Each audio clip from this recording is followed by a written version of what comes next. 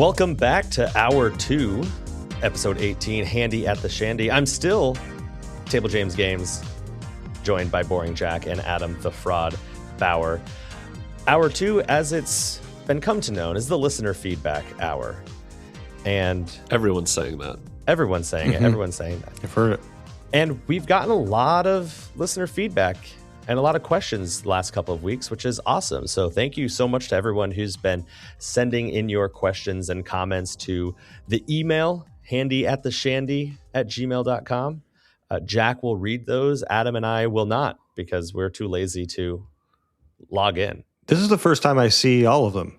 Yeah. We don't even know if this is all of them. I'm sure there were other ones that Jack did not include. Yeah, and I'm not necessarily the best about replying to everything that we get in, but I do want to just shout out, we got a lot of really good feedback in the emails, either alongside some of these questions and feedback that we received that we're going to be talking about, or just kind of incidentally as well in the inbox. And it's really nice to get that feedback. A lot of people have been saying stuff like, oh, you're quickly becoming one of my favorite Vegas podcasts. And they're not saying it's because the other Vegas podcasts seem to be dropping like flies. So we do know that is kind of part of it. But still, it's really heartwarming to hear how many people just really enjoy what we're putting out there, especially given that we just kind of show up and talk. And so the fact that alone seems to be welcome is fun, and it makes us want to keep doing it. So I was just really kind of taken aback by some of the fun superlative comments we got in the last couple of weeks. For sure. And Jack will share those with James and I via text. And right. Yeah, I do make sure that they get to see them as well. Yes. And he eliminates the hate mail about me, so which I also appreciate. I suspect it's pretty even on that one. I would guess so. So let's get into some of that listener feedback, some of those questions that we got to the email, because this week a lot of them came through the email. Jack, you were doing the work. That's all I do. So Matt from OKC writes, how often do you check for deals? If you have a trip planned with dates, how often do you rebook or check competing rates? The only thing I like more about Caesars compared to MGM is it's way easier to check offers on the same date range with something already booked. I don't know how to really do that yet with the MGM app. Thanks for the content. That's a good question. That's a really good question. So I'll start with 100% agreeing that Caesars is so much better than MGM with this. So when I do book different trips on Caesars, I will go in and check kind of every week leading up to see if I can get a lower rate or a better room or a better casino, both if I'm looking for Atlantic City or looking for Vegas, which actually reminds me that I am going to go in after this recording. I'm going to look to see if the prices have changed, because I am booked at Planet Hollywood for that first weekend. So that way one of my friends can have a free or very cheap room. And yeah, MGM, I don't know if there's a way to to do that, because it will just show up what the regular rate is, because that shows that you have already used one of your offers. What do you guys think? I think to answer the first question, yes, which is how often do you check for deals? For me, I'm kind of the opposite of James here. Because I'm always booking with MGM and there's not really anything to check, as you're saying. But the deals almost don't matter to me, because my dates are generally pretty set. I'm going to Vegas often for specific things, or even when I'm not, I've kind of decided, hey, this weekend is a soft spot in my schedule. It's far enough from other travel that I'm taking that it's the weekend I want to go to Vegas, or it's a weekend I think won't be super busy, so it's a weekend I want to go to Vegas. Whatever the reason is, I kind of get it set in my head when I'm going, and then I just book whatever I can get. And if it's expensive, then I pay a bit more. And if it's cheap, then I pay a bit less. But I'm not super discerning, because my biggest budget is just my time and my time off work and weekends where I don't have other obligations. Yeah, I think it's smart, though, to keep doing that, because they will honor that. But also checking not just what the MGM or the Caesars rate they're giving you, is just checking external third-party sites too, because they will match those prices as well. So it can be a good idea to check hotels.com or Expedia or something like that, because a lot of them actually make it pretty easy to do. I remember I did it with Resorts World once, just as a test, and they honored it within 24 hours and sent me an email. And this was one of them that was a platform that was behind an email address. So you actually had to put an email address to do it. And just the screenshot verification was all they required. So definitely a good option to search around too. But I think he was talking about the MGM app. I found it easier to check competing rates for the same day on MGM on like the site where you can kind of see the base room for all of them on a particular day. Like you have to pick a resort, then it populates all of them. I don't know if you've seen them as well. So it's gotten easier with MGM, but it's still not great. Well, but if you have an offer already booked, you then can't see what the price would be if you were to cancel that offer and then immediately rebook it. Yeah, that's and so fair. what you can do though is kind of what you're saying, Adam, is take note of what the people always say rack rate. I know that's not the actual real term for what they're selling it to just Joe Schmo off the street, but I'm going to use it anyways. Just take note of what the rack rate is for the nights you're booking on your comp offer, and then you can log in as incognito or whatever and check if that number's going up or down. And if it goes significantly cheaper, then the chance that you could rebook your comp offer and get a better deal has gone up. And that's kind of the best advice I have. But it is always like scary to be like, oh, I have to cancel this offer and then let the cancellation go through the system and then book it again and hope that it's the same. So yeah. Yeah. And if there's a particular room, I think we talked about this with MGM or any of the other ones that you're not seeing that you want to book, like, it's not going to be a comp, but you want a particular room like discounted with like whatever player, you're I've been thinking about the same exact thing. I've been looking at booking my World Series of Poker trip, and they have a room at Vidara that's called like the 2-bedroom hospitality suite. And I was like, what if I just got that for like 1 or 2 nights of my stay, just so that we could play like our poker game in that room or whatever? And it's one of those ones that even though I get decent rooms comped at Vidara, I can't even see that room type unless I log out. Yeah. So what I'll do is I'll go to like an incognito browser or open up just a different browser that I'm not logged into, find the room that I want, make sure it's available, like they have it free for those dates because it might not show up on your offers, and then just call them and they'll apply a particular rate to it based on your play, like the marketing offers you get. Obviously it won't be comped or anything. It would show up if it was comped, but you can still get probably a pretty decent discount on like a suite or something like that. If special occasion, you're not seeing it show up. I think that's like a frustrating thing too, of like booking with some of them. Like I want to see all the rooms that are available and what particular rate I could potentially book even if it's not comps or like, I have no idea why things are the way they are with these offers. Like it strikes me almost kind of like, how like airlines have like specific fare classes and buckets and each ticket has like these weird parameters associated with it. These comp hotel offers almost feel like that level of complicatedness when they really don't need to be. Like I got a comp room for the Bellagio, the trip coming up at Bellagio, and I'm going to ask for an upgrade when we get there, and I don't mind paying for one depending on the room. But if they showed it to me now, potentially what it would cost, like I would probably do it now, and I might be eating more money now than if I got it last minute. And I'm okay with that because I just like having the certainty. So yeah, it's kind of a frustrating thing. One other tip you could do, if you have anyone who is around your status, right? Maybe has the same or very similar marketing offer that isn't traveling that weekend, you could always, try and bug them to go in and say, hey, what can you get this weekend? I haven't done that. Start a podcast. Yeah. Get a couple like-minded people to have a group chat with, and then, just ask those guys. Yeah. All right. Next comment is from Austin. I'm reading these for the first time. So again, if I mess something up, I apologize. It said, hey, gang, wanted to add my 2 cents to your discussion on service levels in Vegas. First, I'll start off with my best service experience in Vegas. My first time ever playing in a high limit room, Paigao Poker at Park MGM. It was the only time I ever saw the table actually open. It's been gone a couple of years. Dealer started off great, asked me what I wanted to drink as soon as I sat down, shouted to the bartender to make it and bring it over. That is one thing I've heard about that high limit room, is that like the bar that is in the high limit table games room is designed to cater to the table players, and they're really proactive about that. So that's cool. Nice. Dealer started off great, asked me what I wanted to drink as soon as I sat down, shouted to the bartender to make it, bring it over. She was everything you want in a great dealer, positive, the right amount of talkative, making sure my drink was never empty, etc. Then it got better. That's a weird thing to read about sometimes service experience in Vegas. A dad and his son came up and started playing, and the son was getting wrecked, which you hate to see at a Paigao table. I'm speaking extemporaneously here. Just Paigao after Paigao. Eventually, she dealt the hand, but then stopped him from picking it up. She took 3 of his cards, let him pick up the other 4, and she made him play Go Fish with her to see if he had anything. I don't exactly know how this worked, but I'm fascinated by it.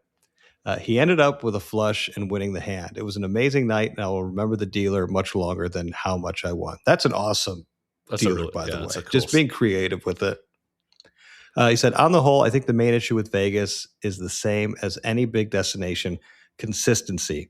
I'm a theme park guy, and that's easily the biggest issue at Disney and Universal parks. It's not unique to Vegas and it hasn't changed in the 10 years I've been going.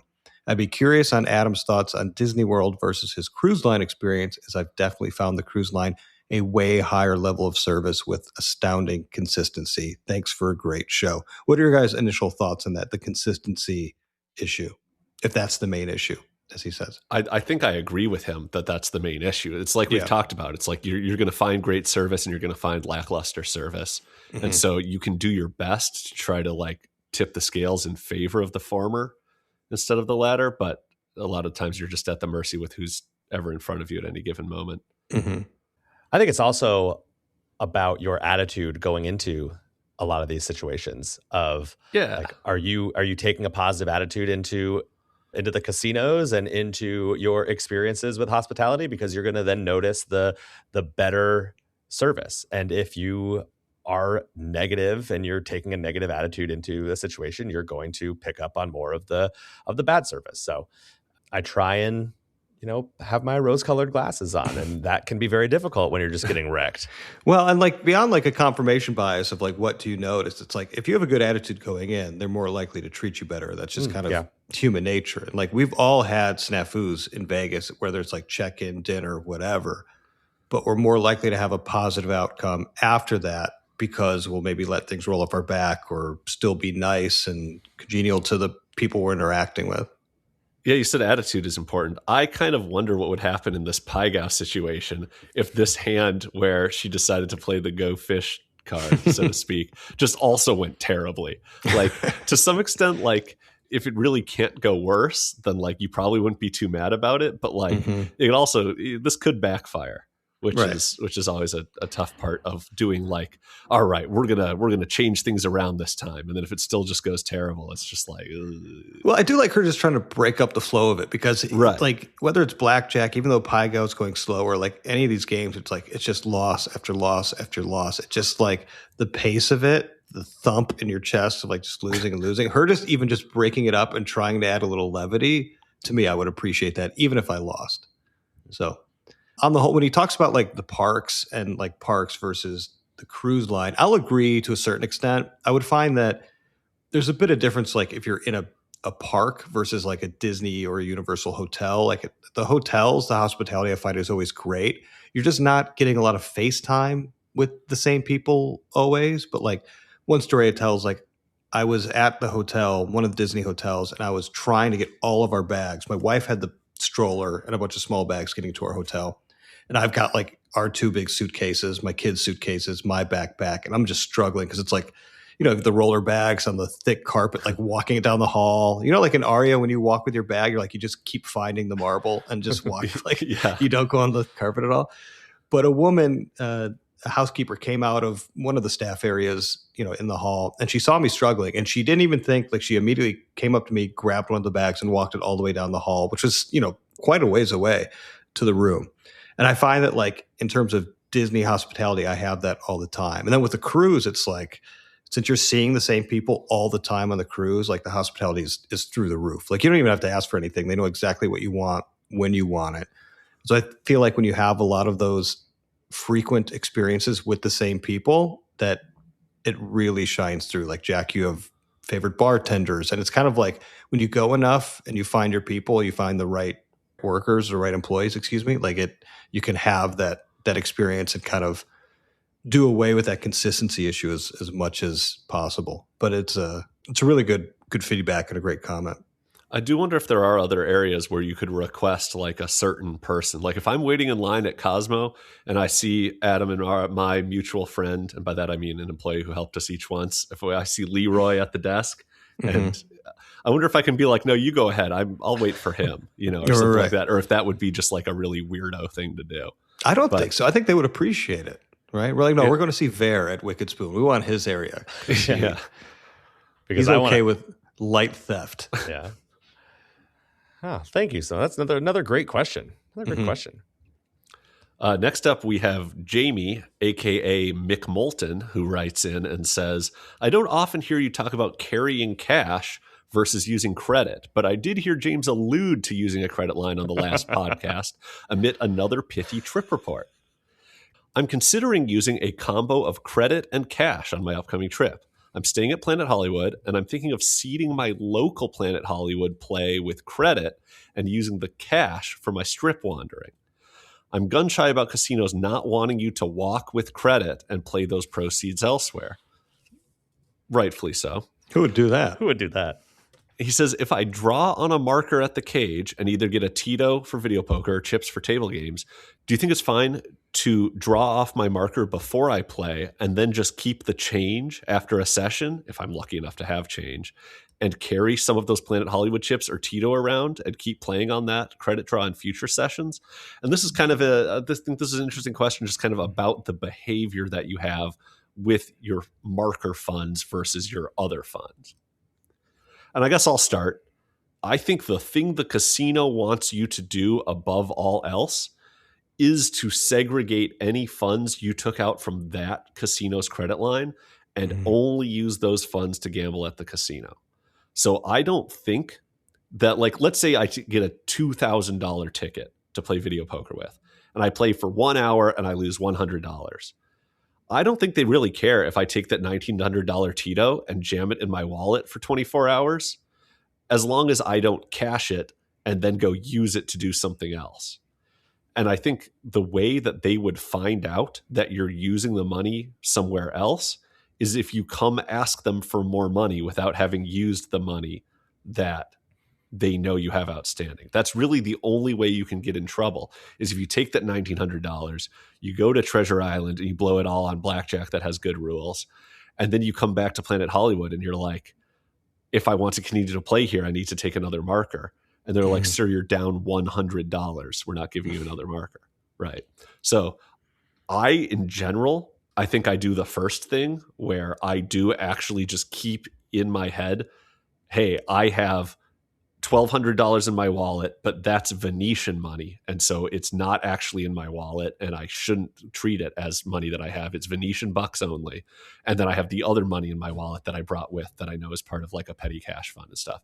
So I really do try to segregate and delineate the funds because I know that they're real sticklers about it, and I like being a rule follower. Now, when you say you know that they are real sticklers about it, like, have you had experience with this? Is this just stories that you've heard? Because Yeah. So one example would be I took out $1,000 marker at Cosmo, and I played it down till I had a pittance left in the machine. It was so little, I didn't even bother cashing out. I just took my card out of the machine. I was like, I'm going to need this card to go get a marker. I walked to the cage, and they said, and this is, I think my credit line at Cosmo is like $10,000 because they were willing to give me that. And for whatever reason, that's what I asked for. I think everywhere else I just have 5, which is the minimum. But for whatever reason at Cosmo, I have 10. In any case, I have 1,000 outstanding out of 10 at Cosmo. And I go to the cage and ask, can I get another $1,000 marker? They said, no, we have it in our records that first 1,000 is still out there. And I said, no, it's in the machine at the bar and I lost it all. Like, the only reason that you haven't seen it is I haven't cashed out of that machine yet, but there's like $11 left. And they said, well, it would really help me if you went and cashed that ticket out so that when you come back here in a minute, I'll see in the system that you did lose and I can issue you another marker. And so, and I've seen other stuff with other players. Like I've seen Josh Duffy get hassled at the cage for random stuff he has outstanding when trying to cash chips and stuff like that. It just seems like it's a really uptight portion of the casino. That's interesting because the last trip that I was on, I took $2,000 I took a $2,000 Tito marker and I went and I played for a very long time, but I cashed it out. And so I think I actually won. I think I cashed out a winning ticket. And then the next day I was like, well, I could use some more cash because I'm getting crushed over at Venetian Palazzo, and took another $2,000 marker. They were fine. That seems insane that they would issue that to you, just given the experiences I've had. It almost strikes me as unbelievable, but also we're both dealing with low sample sizes here, myself included. So yeah, I mean, I did play some table games, but like I basically broke out even. So who knows, maybe when I left the table games, they didn't put the the actual like buy-in and stuff. I don't know, who knows, but it worked for me. I mean, if I would have went up there and they'd have said, hey, you've got a couple thousand already out, I would have just said like, oh, I gave that to my wife. She's been playing. So, all right, if I can't take any more out, it's fine. I would have just given some sort of lie. Like, they're not going to say, hey, you can't gamble here anymore. Like, no, why? right there. I've just really started being a stickler just so I don't run afoul. I don't end up in any weird spots. It's just, it's one of those things where it's just like easier to follow. Once you know that they're going to be weird about the rules, you can either like try to work around them in increasingly interesting ways, or you can just like try to follow them and know that that will make things easier for you. Yeah, I'm on the opposite end, Jack. I don't care about following those rules. We'll see how that goes when next time I'm going to it. I mean, but like, it's not like I'm going and I'm saying, hey, I want my entire 5,000, and then I'm taking one ticket and then cashing out, then leaving. Like, I'm not doing that. You kind of did that on I kind of did that on the last trip. I mean, I played for a good amount of time. You did play, I guess, too. Yeah. I played a lot of it. Like, for example, when I go to Venetian Palazzo, even though I'm only going to play for an hour, I'm probably going to just ask for $1,000 Tito off of my credit line. And then I hope I don't lose $1,000 in a half hour. I could. We've seen it many a times.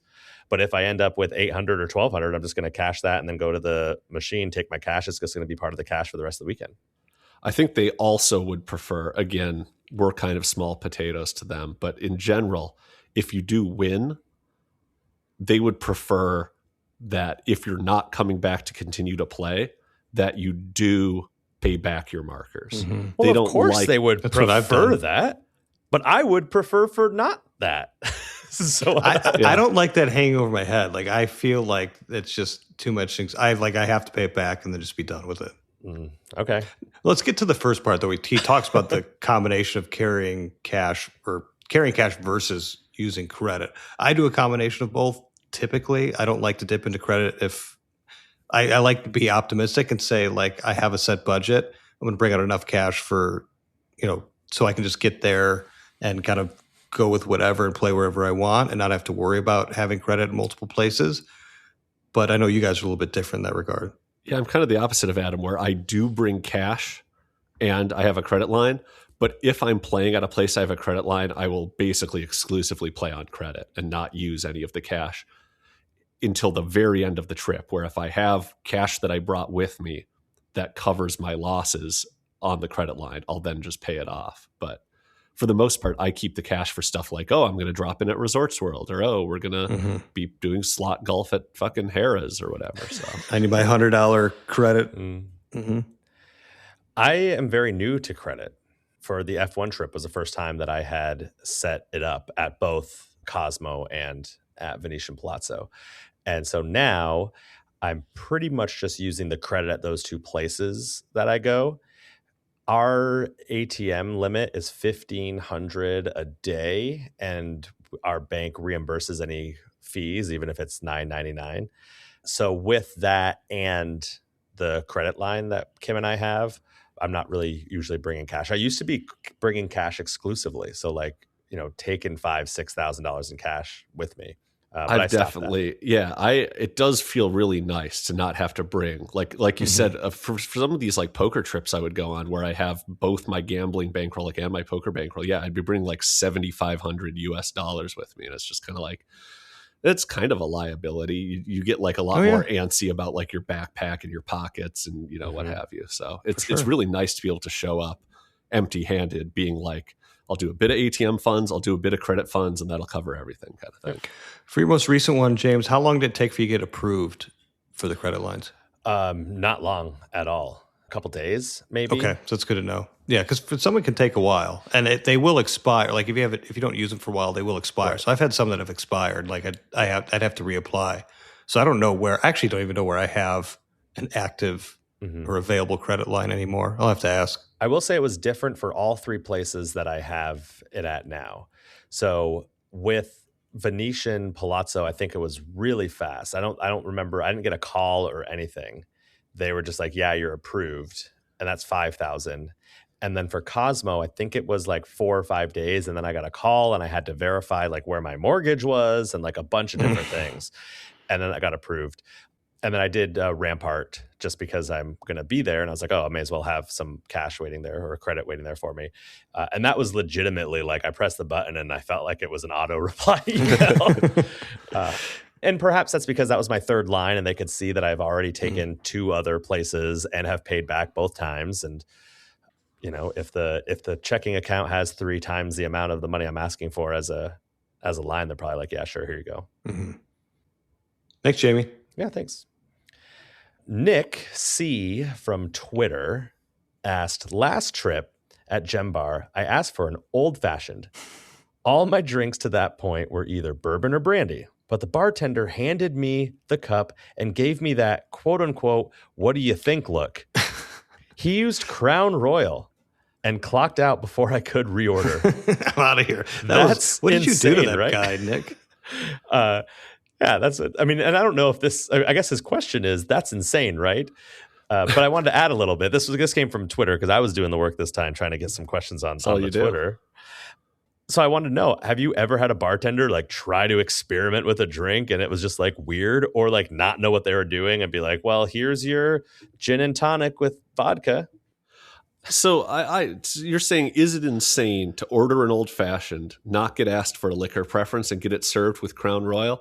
I don't think it's insane. I think it's weird that it happened at Aria at their main casino bar. I would expect people to know better.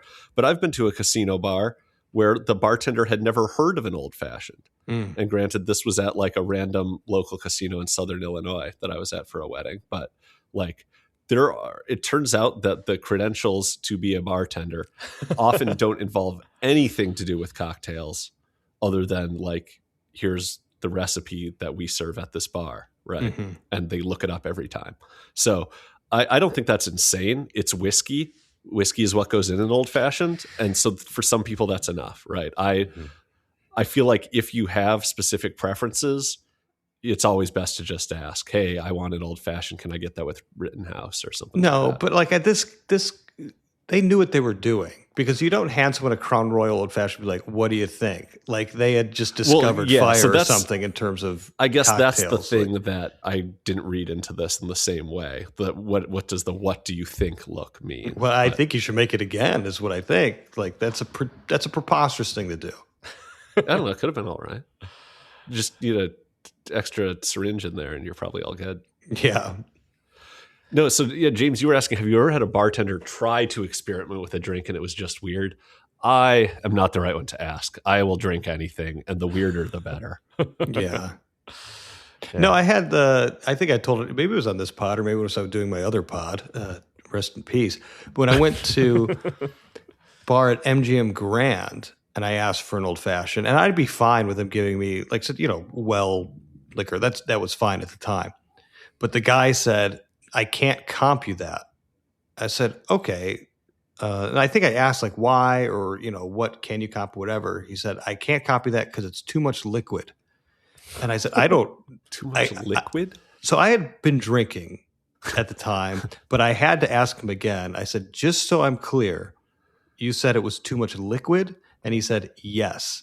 And then I just said, I'll have a club soda, because either I'm way too drunk or you're crazy. And either way, one of us needs to be sober for the rest of this interaction. So I was completely dumbfounded by that. I still don't know what it means. I was scared to ask again because I didn't want this back and forth to continue. So I just left, and it's been on my mind. I think about it once a month, I think. It sounds like something that would happen on You Can Bet on That, to be frank. Right, right. Yeah, exactly. It's one of those weird things that only happens to like Dr. Mike. But yeah. Yeah, I can't give you Mountain Dew. It's too much liquid. It's too much liquid. Oh, that's so good. Yeah, you definitely have not told that story. At least I've never heard that story before. But I also never listened to your old pod. So it was preposterous. I was like, I never had an experience like that. I've had experience like, I was in Missouri and I asked for an old fashioned at a hotel and she didn't know how to make it. I'm like, well, it's like that Kevin Hart meme. I'm like, oh, we're going to learn today. And we both have time. Yeah. Mississippi Rob on Twitter asked, when will we get the first ever VP swim up bar in Vegas? And which casino resort would have the best setup for one? I saw you replying, Adam, and I saw that Jack, I don't think, has been on the Twitter in a while. So, yeah, I mean, I said I would absolutely get electrocuted for a 4-door Royal, or even like, you know, a 3-door Royal. But I don't. It's just, does this exist anywhere? No, I can't imagine. Swim up video poker bar. I mean, I like the idea. I think that when we open our casino, we will have this. It won't be by the pool. It'll be in the casino. But if there was a pool, I think Caesar's Palace could do it. Like, I think they have enough like kind of bar seating like area that they could do it. Or like, I was gonna say Golden Nugget. I don't think their pool could handle it. I don't think they have like a swim up bar. I think Caesar's does. So I think that would be kind of number one.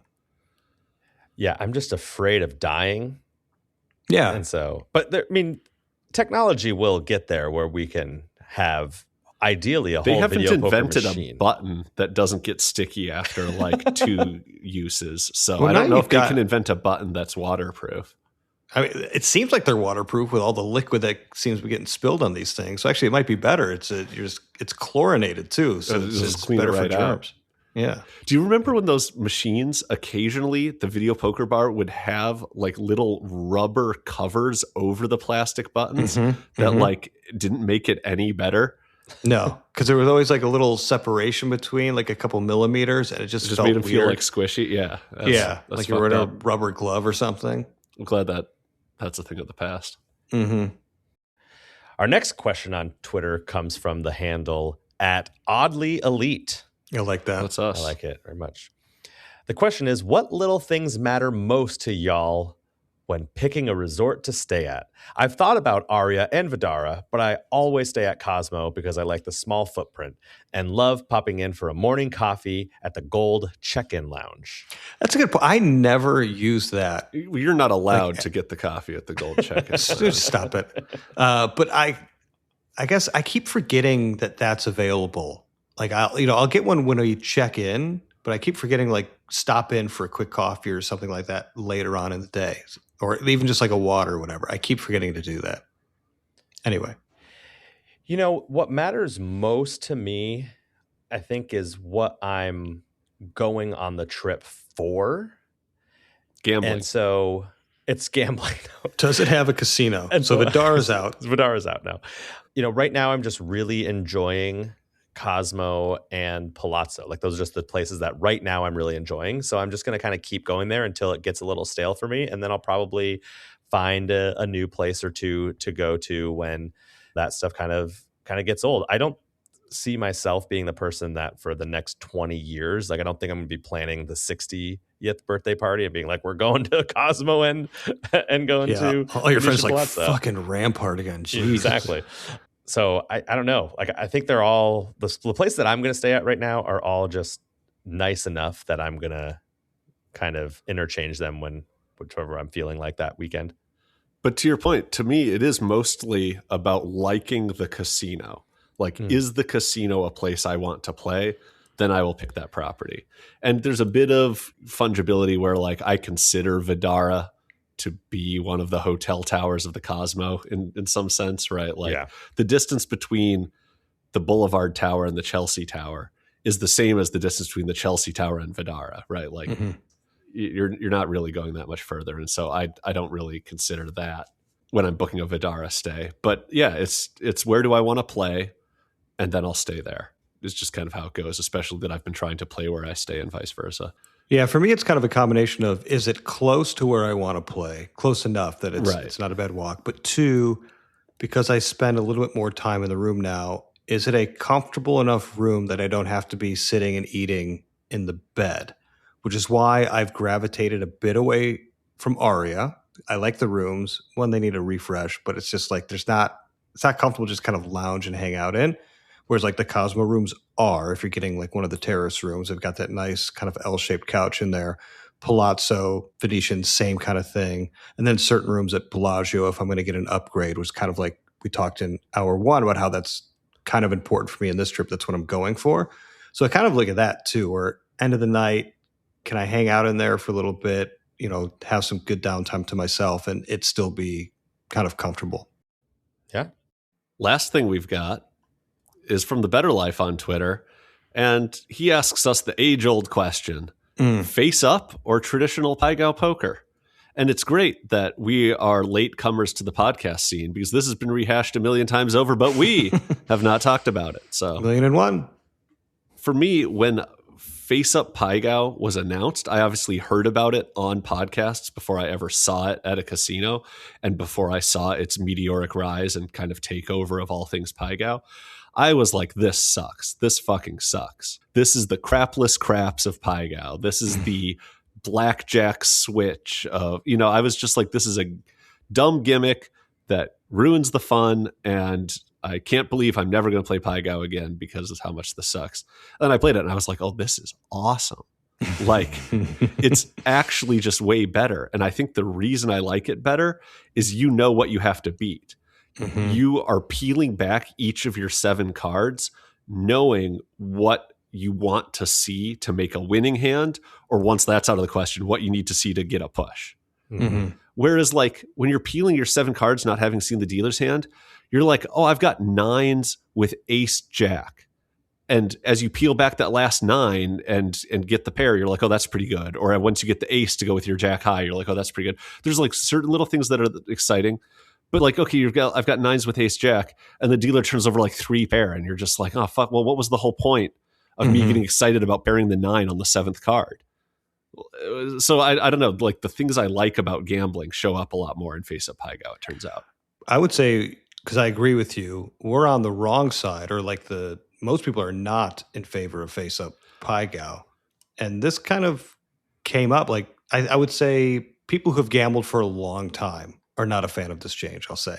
Like John Mahaffey of Vegas Advantage doesn't like it. And I think he said something, don't quote me, but like the anticipation is kind of gone. The strategy, that you had to use is kind of thrown out the window. But to me, I echo your point where that's great for me, especially for people who drink and play Paigao, which is a lot of people. It's a lot easier to go through, make your hands. And apparently the anticipation wasn't that big of a deal for me. I just wanted to hold some cards and play some games with my friends. And it wasn't like me having some sort of knowledge of the best strategy. That wasn't doing it for me, apparently. I wonder if this depends on what type of gambler you are outside of playing Paigao, right? Like if you're a blackjack player, you don't necessarily know what you are going to need to get to win. So you're kind of used to that. Well, I got 20, so I don't have a good chance, but I still might lose. And like that's kind of what you're getting out of your table games. Whereas if we're video poker players, you know what you need to win. So if you get dealt 2 3s, when I press the button, I know I need to get that third 3. So I'm already trained, or my brain is like, I'm peeling those cards back to see if I'm a winner. So it's just kind of do you know what you need to get to win? Or are you kind of having that strategy of like, oh, I might win or I might not? Because I am going to make this a 3 for 3 and say, I would rather play Face Up Paigao. And no question for me. I think we're going to get some hate mail. Now we're getting the hate mail coming in. I kind of like sneaking a peek at everybody's hands around me too as they're kind of doing it, just to see like we're all on the same page. It's one of those games too where we're all trying to beat the house at the same time. So it's fun for that as well. But I will say, like on the other hand, playing like what's the blackjack where you're holding the cards? I should know this. Pitch blackjack. Pitch. Thank you. Yes, it was just escaping me. That is kind of fun to play. Only because sometimes you get in situations where someone's just like hit, and they end up like at 38 by now? You're like, what the hell are you holding? Did you do your math wrong? Because this is an issue if you did. Mm-hmm. And so that's kind of fun. But for Paigao, for me, it's Face Up all the way. And thank you to whoever hosts that show for submitting the question. Yeah, I don't know who that is. All right, what a great second hour of feedback. Again, thank you to everyone who's sending in questions or just sending in nice words to the email or on Twitter. You can find me at James_Tierney on Twitter if you want to ever ask questions via Twitter. I guess you could send them in the DMs, but I don't check those that often. So just tag me, which would be good.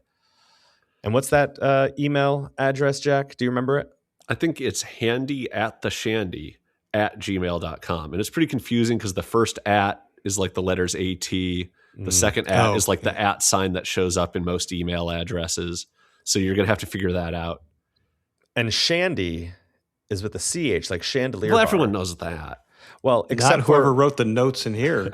except for when I do voice to text into Google and I say Shandy, Shandy, Shandy, and then I see Jack going in and editing it. Yeah, Jack corrects our spelling mistakes on our notes here during the podcast. I correct when the listeners write in and accidentally include an apostrophe in Caesars. I correct that before it ends up in the show notes. We have to be on top of only the very most particular typos. If you have 3 spelling mistakes, he actually throws out your email entirely. It doesn't get on the show.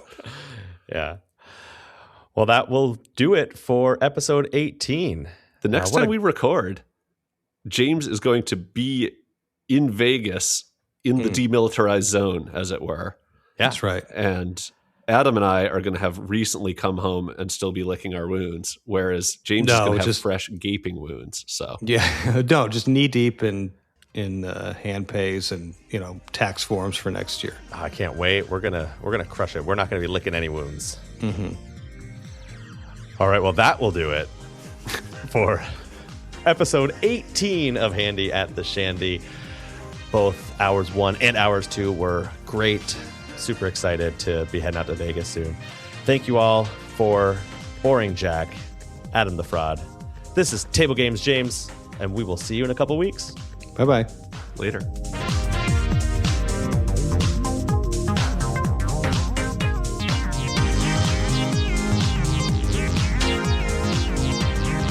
It was a fucking cow. Like, it was the bones from a goddamn cow.